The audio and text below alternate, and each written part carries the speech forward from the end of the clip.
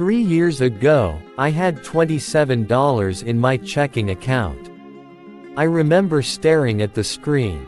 The balance glowing like a warning light. Rent was due in 4 days, my credit cards were maxed out, and my car had just broken down. I felt hopeless and ashamed. I wasn't irresponsible. I had a steady job, making $45,000 a year, but I was living paycheck to paycheck. I didn't understand where my money was going, only that it vanished before I had time to breathe. I blamed rent, bills, life. But deep down, I knew the truth. I never learned how to manage money. The breaking point came when I had to borrow money from my younger sister to cover groceries. That was the day I decided something had to change. Step 1. Facing the numbers. I spent the next weekend combing through 3 years of bank statements. It was sobering. I was spending $600 a month, eating out, $200 on subscription services, and hundreds on impulse buys. I had $12,000 in credit card debt, $9,000 left in student loans, and a $400 car payment. It was no wonder I felt stuck. I downloaded a budgeting app and created my first real budget. I categorized every expense, gave every dollar a job, and left no room for miscellaneous. I called it my freedom budget, because that's what I was fighting for. Step 2. Downsizing my lifestyle.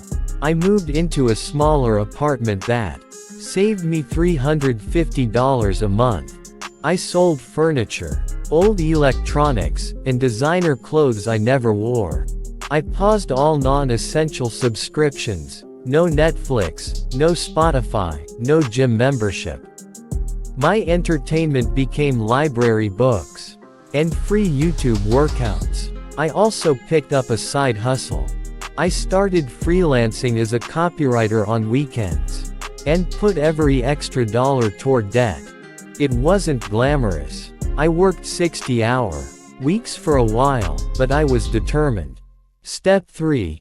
Destroying the debt.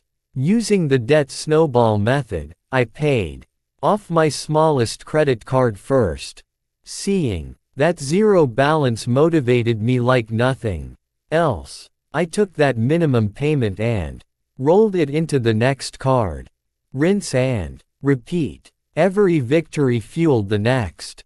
I also called my student loan provider and refinanced to a lower interest rate, shaving off a year and thousands in interest. Within 26 months, I had paid off every penny of my debt. Step 4. Building the future. The first month I was debt-free, I put $1,000 into an emergency fund. It felt like a weight had lifted from my chest. I wasn't just surviving anymore, I was planning. I maxed out my Roth IRA that year and started contributing to my company's 401k. I created sinking funds for travel, car repairs, and holidays. I stopped reacting to money and started telling it where to go. Now, I have a 6-month emergency fund. I save 25% of my income, and I track every dollar like it's a soldier in a mission. I even took a dream trip to Costa Rica last summer, paid for in full before I left. Lessons that changed my life. Awareness is power. If you don't know where your money's going, you'll always feel broke. Small wins build momentum. Paying off a $300 card might seem minor, but it changed my entire mindset. Sacrifice is temporary, freedom is forever. I missed nights out and vacations, but I gained peace, security, and confidence. Your income is a tool, not a trap. It's not about how much you make, it's about how you use it. Final thought. I used to think financial freedom was for other people, people with higher incomes, better education, or rich parents. But freedom didn't come from earning more. It came from deciding I was worth the effort to change. If you're in a hole, stop digging. Start budgeting, get honest with yourself, and take the first step, even if it's small. 3 years from now, your life could look completely different. Mine sure does.